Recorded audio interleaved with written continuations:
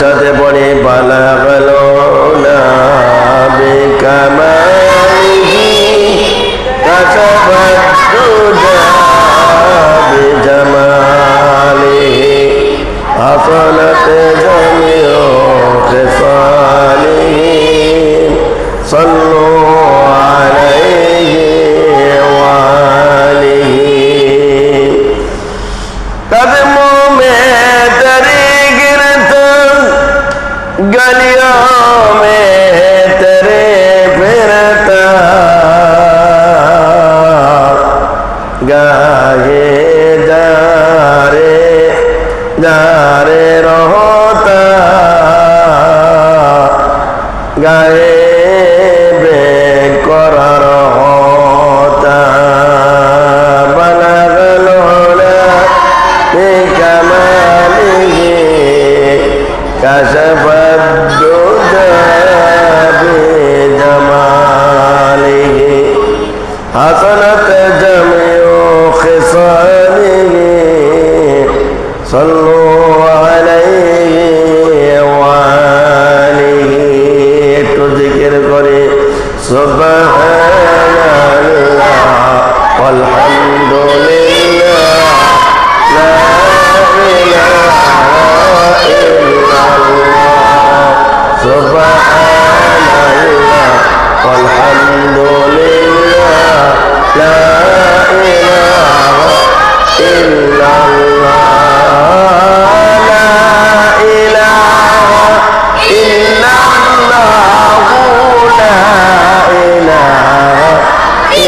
ইল্লাল্লাহ লা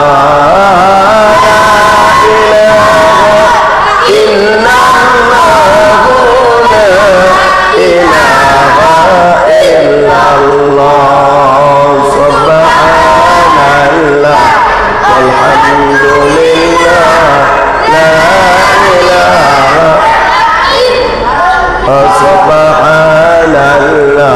Walhamdulillah la ilaha illallah la ilaha illallah la ilaha illallah la ilaha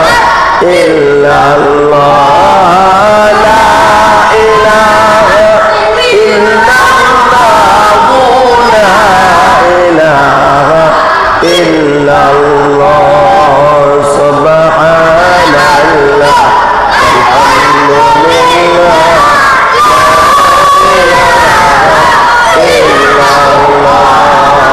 subhanallah alhamdulillah la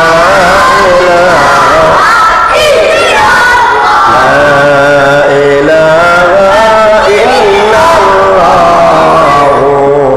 Muhammadur Rasulullah sallallahu alaihi wasallam alhamdulillahi rabbil alamin wassalatu wassalamu ala rasulihil karim wa alihi wa ashabi ajma'in Allah subhanahu wa ta'ala দরবারে লাখ কোটি শুকরিয়া যে মহান রব্বুল আলামিন আজকের এই জালিসুর রহমান জান্নাতি বাগানে আল্লাহ রাব্বুল আলামিন আশার এবং বাসার তৌফিক ইনায়েত করেছেন সেজন্য সেই আল্লাহর দরবারে শুকরিয়া জ্ঞাপন করি সকলে বলি আলহামদুলিল্লাহ দরুদ ও শান্তি ও সালাম এই গল্প করছে কিনা? কথা বললে উঠে যেতে হবে, কিন্তু কথা বললে উঠে যেতে হবে। দরুদ ও শান্তি ও সালাম বিশ্ব মানবতার মহান শিক্ষক সরায়ে কায়নাত আকায়ে নামদার তাজদারে মদিনা আহমদ মুস্তফা মোহাম্মদ মুস্তফা বিশ্ব নেতা বিশ্ব নবী সরকারে দো আলম জনাবে মোহাম্মদ রাসূলুল্লাহ সাল্লাল্লাহু আলাইহি ওয়াসাল্লাম, সেই নবীর উম্মতে যাবে আল্লাহ সুবহানাহু ওয়া তাআলা আজকের এই জান্নাতি বাগানে আল্লাহ রাব্বুল আলামিন আসার এবং বসার তৌফিক এনায়েত করেছেন। সেজন্য সেই আল্লাহর দরবারে শুকরিয়া জ্ঞাপন করি। সকলে বলে আলহামদুলিল্লাহ। হাজরান, এই মাসটা হলো সিরাতুন নবী সাল্লাল্লাহু আলাইহি ওয়াসাল্লাম। এই মাসটাই হলো সিরাতুন নবী মাস, পুরা মাসটাই। আমার বিশ্ব নবী এমন আদর্শ তার ভিতরে ছিল, উনি এমন এক আদর্শ মানুষ তিনি ছিলেন, তার ভিতরে কোনো ত্রুটি কোনো কিছুই ছিল না। বিশ্ব নবী জনাবে মুহাম্মদ রাসূলুল্লাহ সাল্লাল্লাহু আলাইহি ওয়াসাল্লাম তিনি যখন মক্কা থেকে মদিনার হিজরতে রওনা হলেন, মক্কা থেকে মদিনার হিজরতে রওনা হলেন, এমন অবস্থায় মক্কার আবু জাহেলের গোষ্ঠীরা অনেক চেষ্টা করেছিল বাধা প্রদান করার জন্য, পথে মধ্যে হত্যা করার জন্য চেষ্টা করেছিল। সবাই বলে নাউযুবিল্লাহ, কিন্তু পারে নাই। এরপরে যখন তিনি মদিনায় পৌঁছে গেলেন, আবু জাহেলের পক্ষ থেকে ঘোষণা হলো, মুহাম্মদের মাথা যে এনে দিতে পারবে তার 300 উট পুরস্কার দেওয়া যাবে। আসলে নবী সাহায্য চেয়েছেন কার কাছে? আল্লাহর কাছে সাহায্য চেয়েছিলেন। আল্লাহ যাকে সাহায্য করবে তাকে মারার ক্ষমতা কারোর আছে? মক্কায় ঘোষণা হলো, আবু জাহেল ঘোষণা দিলেন বিশ্ব নবীর মাথা এনে দিতে পারবে তাকে 300 উট পুরস্কার দেওয়া যাবে। কোন এমন যুবক আছে নাকি কে যেতে পারবে বিশ্ব নবীর মাথা নিয়ে আনতে পারবে? 300 উট পুরস্কার দেওয়া হবে। এই ঘোষণা দেওয়ার পরে হযরত ওমর দাঁড়ায় গেলেন, ওগো আমাদের নেতা আবু জাহেল, তখন তো ওমর মুসলমান ছিল না। ওগো আমাদের নেতা আবু জাহেল, অবশ্যই আমি পারবো, আপনি অর্ডার দিলে আমি পারবো, আমি এখনই চলে যাব। আবু জাহেল খুব খুশি হলো। আবু জাহেল মনে মনে চিন্তা করলো, ওমরে সেই বীর যেখান থেকে মাথা না নিয়ে ঘুরবে না, ওমর যদি যায় ওমরের সামনে কেউ দাঁড়াতে পারবে না, কারোর ক্ষমতা হবে না। ওমর এবার বিদায় নিয়ে চলে গেলেন। যেতে যেতে পথের মধ্যে এক পথিক বলে, ওমর তুমি কোথায় যাও? ওমর বলে, বন্ধু তুমি বাধা দিও না, আমি এখন মদিনায় যেতেছি, তুমি বাধা দিও না, তোমার সঙ্গে কথা পরে হবে। বলে কি করতে যাবে বলো, কোন কারণে তুমি মদিনায় যাবে বলো। ওমর বলছে, আমি 300 উটের লোক, 300 উট আমাকে পুরস্কার দেওয়া হবে, এই জন্য আমি মুহাম্মদের মাথা কাটার জন্য আমি যাচ্ছি।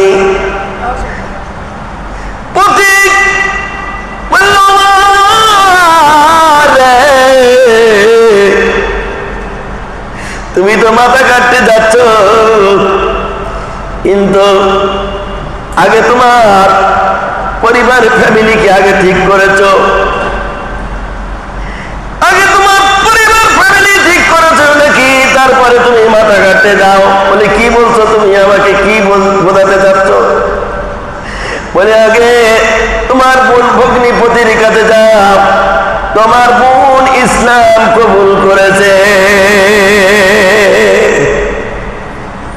কাউকে সুবহানাল্লাহ বলা যাবে না?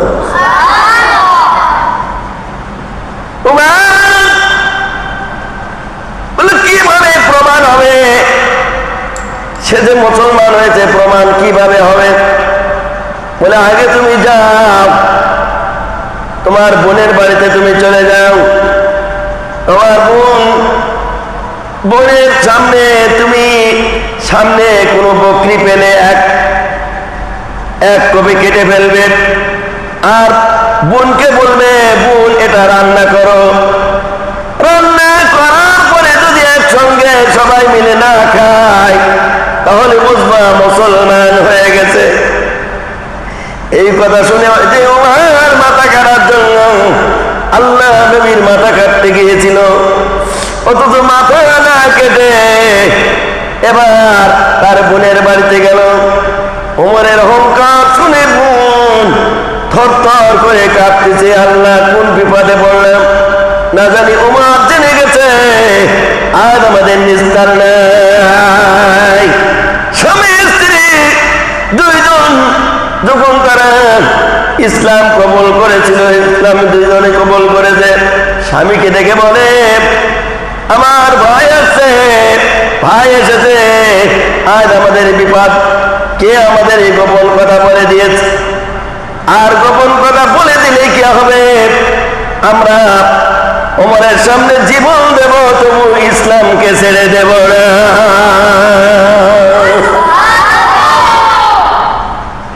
এবার ওই নিয়মই করলেন। আগে ছাগল একটি বকরিকে হত্যা করলেন, বকরিকে হত্যা করার পরে বোনকে বলল, বোন অনেকদিন পর তোমার বাড়িতে আসলাম, এটা তুমি রান্না করো, একসঙ্গে সবাই মিলে খাবো। এবার বোনকে তাড়াতাড়ি ওই বকরি পরিষ্কার করলেন হযরত ওমর।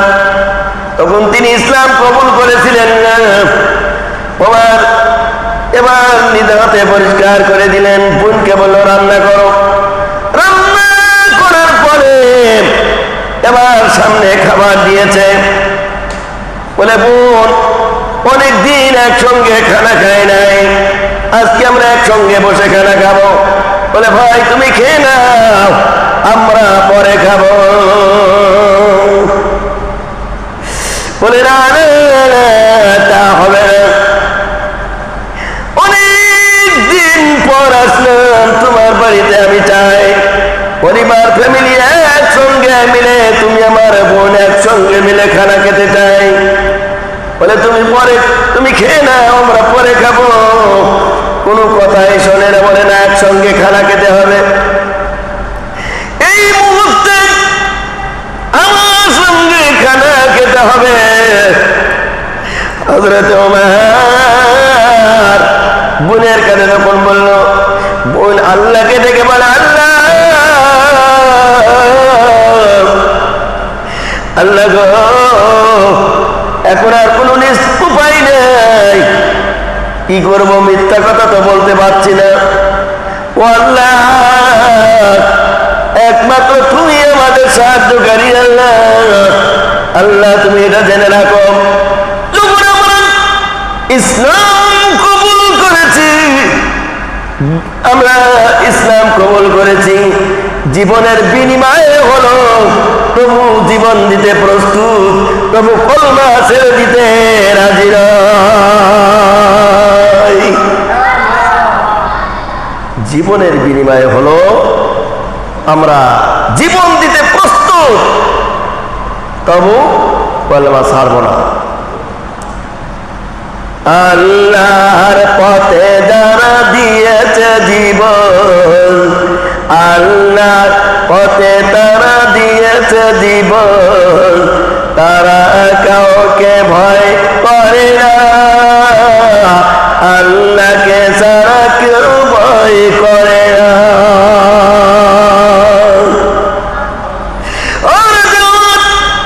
এবার বললো বোনের সঙ্গে খানা খাবো। বলে বোন আমাদের সাথে আমার সঙ্গে খানা খেতে হবে। বলে না না, তোমার সঙ্গে আমরা খানা খাবো না। বলে বুঝতে পেরেছি, আমি এই জন্য তো তোমাদের বাড়ি আসলাম। আমি বিশ্ব নবীর মাথা নেওয়ার জন্য আমি মদিনায় যেতেছিলাম। মদিনায় না যায় তোমার বাড়িতে আসলাম। বুঝেছি তুমি ইসলাম কবুল করেছ, তোমার গোপন রহস্য বুঝে ফেলেছি আমি। তুমি তো জানো উমরের সামনে থেকে কারোর বাঁচার উপায় নাই, উমরের সামনে থেকে বাঁচার কোনো পথ নাই। বলো বলো তুমি ইসলাম ছাড়বে কিনা, তুমি কি চাও? ইসলাম তোমাকে ছেড়ে দিতে হবে। ওমরের বোন ফাতিমা বলল ভাই গো তুমি জেনে রাখো, তুমি যদি মারতে মারতে আমাদেরকে মেরে ফালো না করো, তবু আমরা ইসলামকে ছেড়ে আলাদা হব না।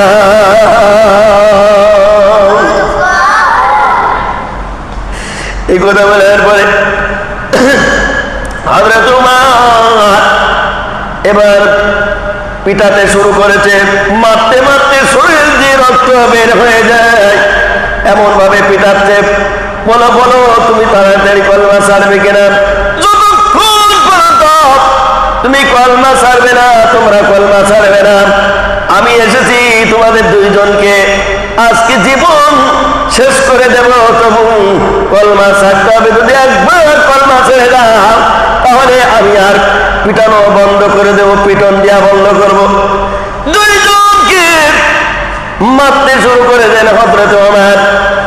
এক পর্যায়ে মারতে মারতে তারা বেহুশ হয়ে যায়।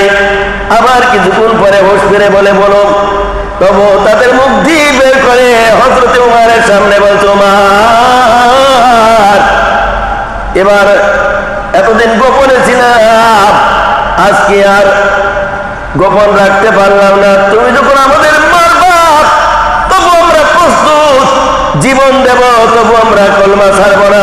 তোমাকে সামনে করলে ঘোষণা দিলাম না ইলাহা ইল্লাল্লাহু মুহাম্মাদুর রাসূলুল্লাহ।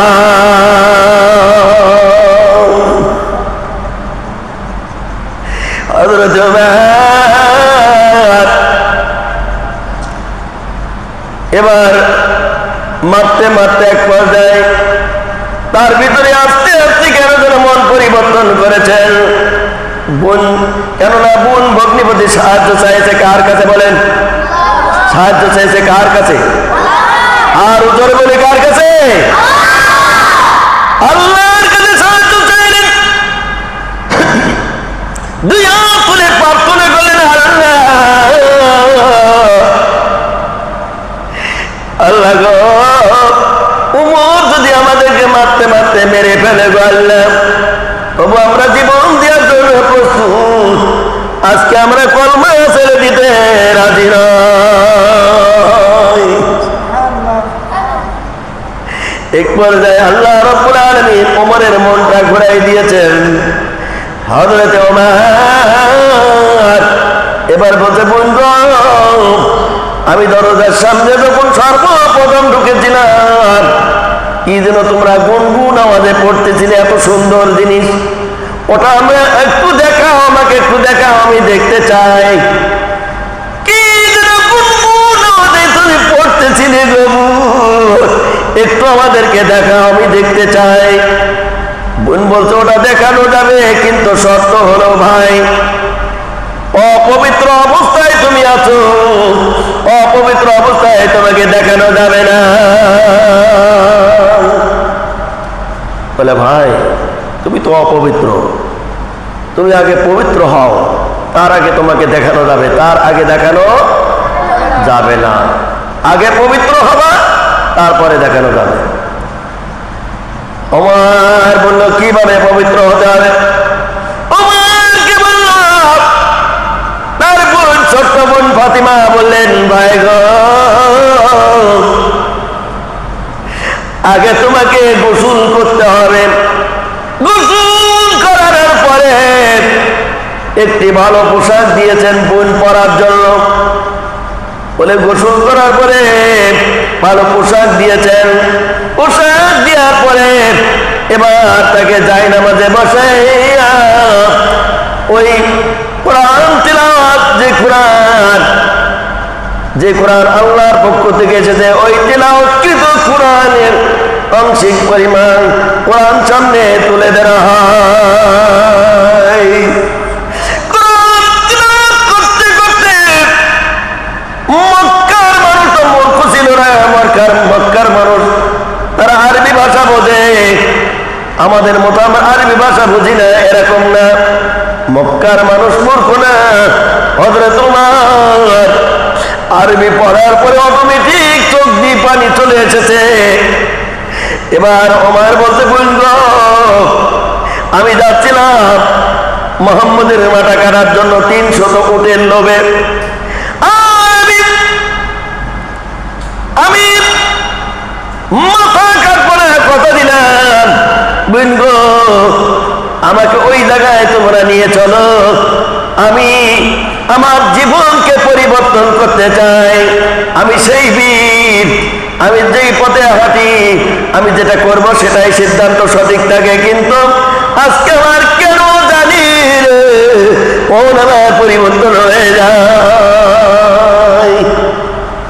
এমন এক গ্রন্থ পড়লাম, যে গ্রন্থ পড়ে আমি তো কত কিছু পড়েছি, আমি কত কিছু পড়লাম, অনেক কিছু পড়েছি, কোনোটাই আমি এরকম আমার মন পরিবর্তন হয় নাই। আজকে এটা পড়ার পরে আমার মন পরিবর্তন হয়ে গেল। বলবো কথা দিলাম আমি কোনো ক্ষতি করবো না, তুমি আমাকে ওই জায়গায় নিয়ে চলো।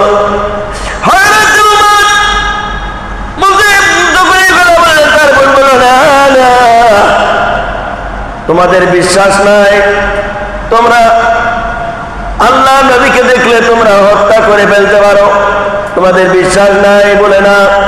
আমি কথা দিলাম, যেই মানুষটা তরবারি উঁচা করে যাচ্ছিল, এবার তরবারি নিচু করে নিয়ে আস্তে আস্তে যেতে লাগলেন। মক্কা থেকে মদিনার পথে রওনা হলেন। এবার মদিনার পথ অতিক্রম করলেন। মক্কা থেকে মদিনার পথ কমপক্ষে 420 কিলোমিটার পথ। এত পথ অতিক্রম করলেন, উটের পৃষ্ঠে চলে চলে যাচ্ছেন। তিনি ওই জায়গা থেকে মক্কা থেকে মদিনার পথে রওনা হলেন। আস্তে আস্তে পৌঁছে যায়, দূর থেকে ওমরে দেখা যায় তরবারি নিয়ে আসছেন। আল্লাহকে বললেন, ইয়া রাসূলুল্লাহ, ইয়া হাবিবাল্লাহ, ওই তোমার আসতে মক্কায় ঘোষণা হয়েছে 300 উট পুরস্কার দেওয়া হবে, আপনার মাথা যে কেটে নিয়ে যেতে পারবেন। 300 উটের লোভে আপনার কাছে আসতেছে, আপনি শুধু অর্ডার দেন। ওমরকে আসার আগে এই জায়গায় পৌঁছাতে আমরা দেব না। ওমরকে আসার আগে আমরা তাকে দুনিয়ার থেকে বিদায় করে দেব।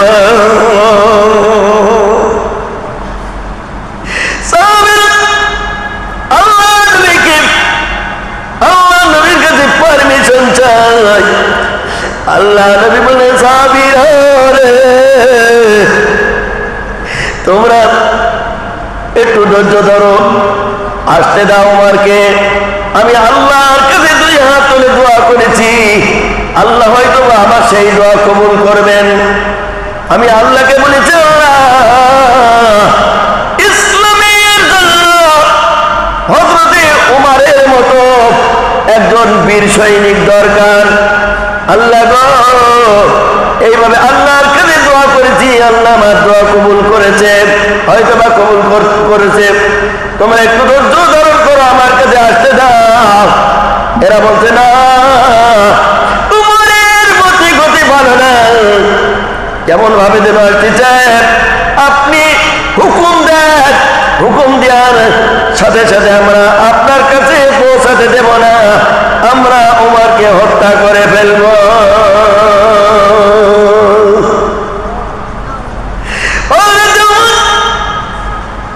আল্লাহ নবী বললেন, সাহাবীরা রে তোমরা শান্ত হও, তাকে আসতে দাও।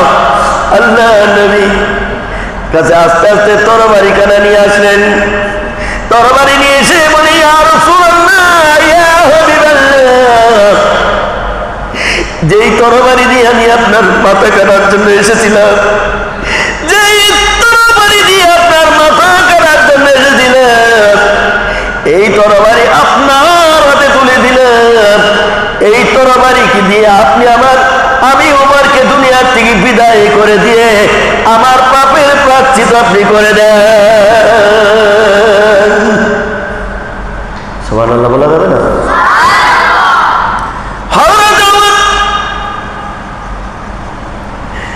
এই কথা বলার পরে আল্লাহ নবী বললেন, ওমর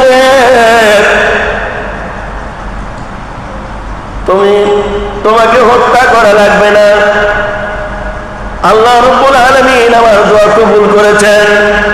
ওমর আমি যা বলছি তুমি পড়ে নাও, আজ থেকে পড়ে নাও। তুমি যে বিগত দিনে যে অপরাধ করেছ, আল্লাহ রাব্বুল আলামিন এই অপরাধ তোমাকে ক্ষমা করে দেবে।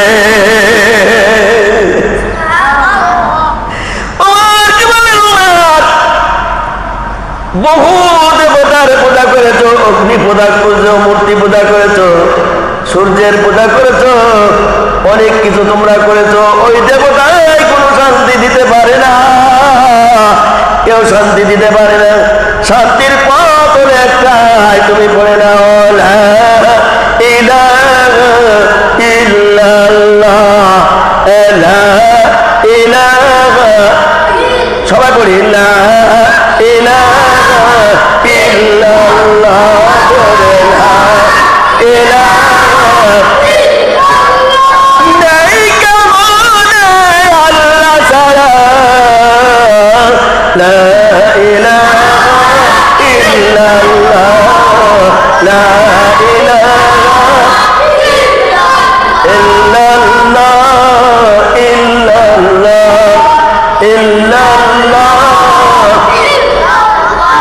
পাখির গানে গানে হাওয়াই টানে টানে ওই নামেরই পাই মহিমা, ওই নামেরই পাই মহিমা, দেয় দেয় নীরব সারা, ইল্লাল্লাহ ইল্লাল্লাহ ইল্লাল্লাহ, লা ইলাহা ইল্লাল্লাহ, লা ইলাহা, লা ইলাহা ইল্লাল্লাহ, মুহাম্মাদুর রাসূলুল্লাহ।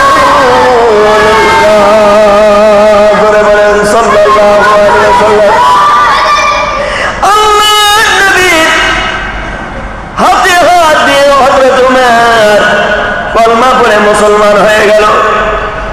আল্লাহ নবীকে বলে, উমর, আল্লাহ নবীকে হযরত উমর ডাক দিয়ে বলে, ইয়া রাসূলুল্লাহ, ইয়া হাবিবাল্লাহ, যেই তরবারি দিয়ে আপনার মাথা কাটার জন্য এসেছিলাম, আজকে এই তরবারি আপনি অর্ডার দেন, আমি এই মুহূর্তে আমি মক্কার যারা আমাকে পাঠাইবে তাদেরকে আমি প্রতিশোধ নেব।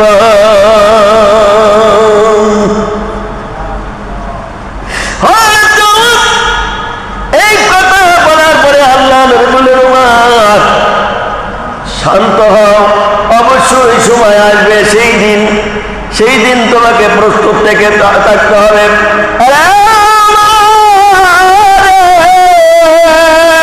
আমি দুই হাত তুলে আমি রাসূল আল্লাহর কাছে দোয়া করেছিলাম, আল্লাহ রাব্বুল আলামিন আমার দোয়া কবুল করেছে, তোমার মতো বীরের প্রয়োজন।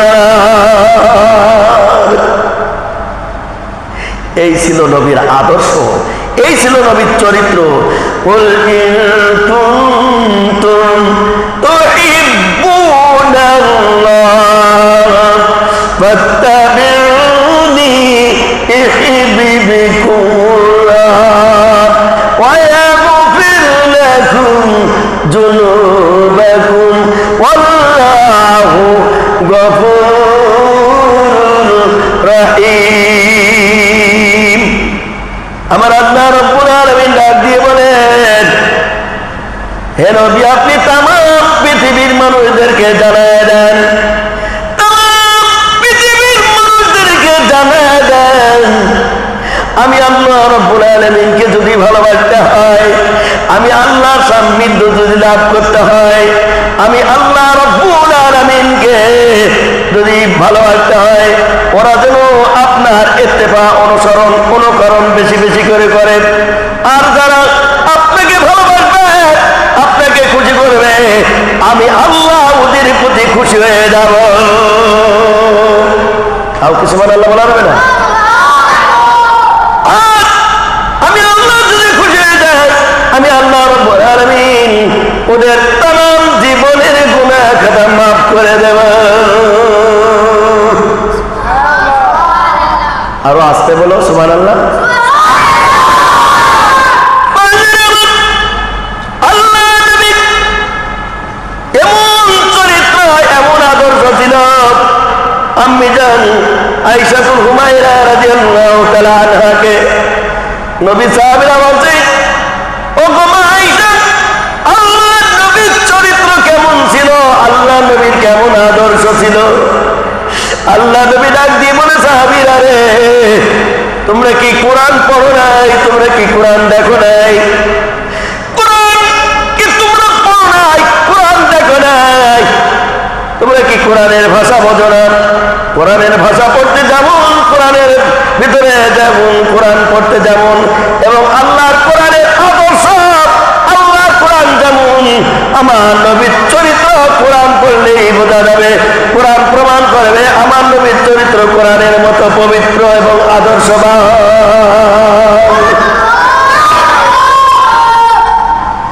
কি আদর্শ, কি চরিত্র মানুষ আল্লাহ নবী ছিলেন। কোন মানুষকে একটি কটু কথা বলেন নাই। হে প্রিয়, হে নেতা, হে রাসূল, হে প্রিয়, হে নেতা, হে রাসূল, তোমারই মতো নেতা পেলে দুনিয়া কুল। হে প্রিয়, হে নেতা, হে রাসূল, জীবনে কখনো তুমি মিথ্যা বলোনি, তাই তো তোমার পেটে কাঁদে ধরণী। জীবনে কখনো তুমি মিথ্যা বলোনি, তাই তো তোমার পেটে কাঁদে ধরণী। তোমারই মতো নেতা পেলে গপুট সুখের গোলাপ কামেলি বকুল। হে প্রিয়, হে নেতা, হে রাসূল, চিল্লায় বলেন মারহাবা। আমার নবীর চরিত্র এমন ছিল, আল্লাহ নবীর চরিত্র এমন আদর্শ নবী ছিলেন যে নবী কারোর কাছে মাথা বিক্রি করেন নাই, যে নবী কাউকে কারোর একটা কুটো আচর দেন নাই। হযরতে জনাব মুহাম্মদ রাসূলুল্লাহ সাল্লাল্লাহু আলাইহি ওয়াসাল্লাম যেই দিন মক্কা বিদায় হলো, মক্কা বিদায় করলেন কৌশলে। মক্কা বিদায় পরে আল্লাহ নবী তার জন্মভূমি ঘুরে ঘুরে দেখতেছেন। আর দেখে দেখে বলে, আমার ইচ্ছা ছিল তোর খেদমত করার রে বাইতুল্লাহ, কিন্তু পারলাম না রে বাইতুল্লাহ। আজকে আমার চলে যেতে হয়েছে, আল্লাহর হুকুমে মদিনায় হিজরতে যেতে হয়েছে। ইচ্ছা ছিল রে আজীবন তোর খেদমতে থাকবো, কিন্তু পারলাম না। আল্লাহ নবী বাইতুল্লাহর গিরাত ধরে কান্দে, দুই চোখেরই পানি ছেড়ে দিয়ে কান্দে বাইতুল্লাহ। আর দেখে আর আল্লাহ নবী ওই আয়াত পড়ে বিসমিল্লাহির রাহমানির রাহিম ওয়াদ-দুহা ওয়াল-লাইলি ইযা সাজা মা ওয়াদ্দা'আকা রাব্বুকা ওয়া মা ক্বালা ওয়ালাল আখিরাতু খায়রুন লাকা মিনাল উলা। নবী দেখতেছেন, চতুর্পাশে ঘুরে ঘুরে দেখছেন, তার জন্মস্থান দেখছেন মক্কার বিজয় করে আল্লাহ নবী ঘুরে ঘুরে দেখছেন। এমন সময় হযরত ওমর আবু সুফিয়ানের গলা চেপে ধরে নিয়ে আসতেছে, আবু সুফিয়ানের গলা টেনে ধরে নিয়ে আসতেছে। আল্লাহ নবীকে বলে ইয়া রাসূলুল্লাহ ইয়া হাবিবাল্লাহ, এই সেই আবু সুফিয়ান যে আবু সুফিয়ান আপনাকে অনেক কষ্ট দিয়েছেন, এই সেই আবু সুফিয়ান যে আবু সুফিয়ান উহুদের ময়দানে নেতৃত্ব দিয়েছিল, যার নেতৃত্বে অনেক সাহাবী দুনিয়া থেকে বিদায় নিয়েছে। ইয়া রাসূলুল্লাহ ইয়া হাবিবাল্লাহ, আপনি হুকুম দেন এই মুহূর্তে আমি আবু সুফিয়ানকে দুনিয়া থেকে বিদায় করে দিই। গলার চেপে ধরে টেনে নিয়ে আসছে। আল্লাহ নবী বলেন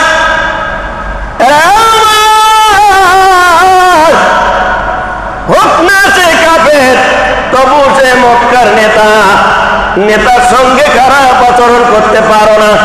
কি চরিত্র, কি আদর্শ নবী ছিলেন, নেতার সঙ্গে খারাপ আচরণ করতে পারো না, আগে কলা ছেড়ে দাও তারপরে কথা বলো। তাও কি সুবহানাল্লাহ বলা যাবে না? কলা ছেড়ে দিয়ে কথা বলো। আল্লাহ নবী এবার এরপরে হযরত ওমর বলছে ইয়া রাসূলুল্লাহ ইয়া হাবিবাল্লাহ, আপনি কেন নিষেধ করছেন? আপনার প্রিয় চাচা হামজা, আপনার প্রিয় চাচা হামজা, হযরত হামজাকে উহুদের ময়দানে হামজাকে শহীদ করেছেন এই আবু সুফিয়ানের নেতৃত্বে। হিন্দা প্রশিক্ষণ দিয়েছিল ওয়াসিকে প্রশিক্ষণ দিয়েছিল হিন্দা, যে হিন্দা স্বামীকে বদরের প্রান্তে দুনিয়া থেকে বিদায় করে দিয়েছে। এরপরে ওই হিন্দা স্বামী ওয়াসিকে 6 মাস ধরে প্রশিক্ষণ দিয়েছিল। আমির হামজাকে দুনিয়া থেকে শহীদ করে দেয় ওয়াসি। ইয়া রাসূলুল্লাহ ইয়া হাবিবাল্লাহ, আপনার চাচা আমির হামজাকে যখন শহীদ করেছিল আপনার কষ্ট লেগেছিল না? আপনি একবার বলুন একে আমি দুনিয়া থেকে বিদায় করে দিই। আল্লাহ নবী বললেন ওমর পাগলামি করো না, আগে কলা ছেড়ে দাও তারপরে কথা বলো। কলা ছেড়ে দেওয়ার পরে আল্লাহ নবী বলছেন ওগো আবু সুফিয়ান, তুমি আমার কাছে কি চাও, কি সাহায্য চাও? আবু সুফিয়ান বলছে, আল্লাহ নবীকে বলছে ওগো মুহাম্মদ, তোমার কাছে ভাতিজা স্বরূপ আচরণ আশা করি, তোমার কাছে ভাতিজা স্বরূপ আচরণ আশা করি। আল্লাহ নবী বলেন ওগো আবু সুফিয়ান, এই মুহূর্তে তোমার বাড়িতে যারা অংশগ্রহণ করেছে, যারা পলায়ন করে আছে, তুমি সহ তোমার বাড়িতে যারা আছে গোটা পরিবারকে আমি ক্ষমা করে দিলাম।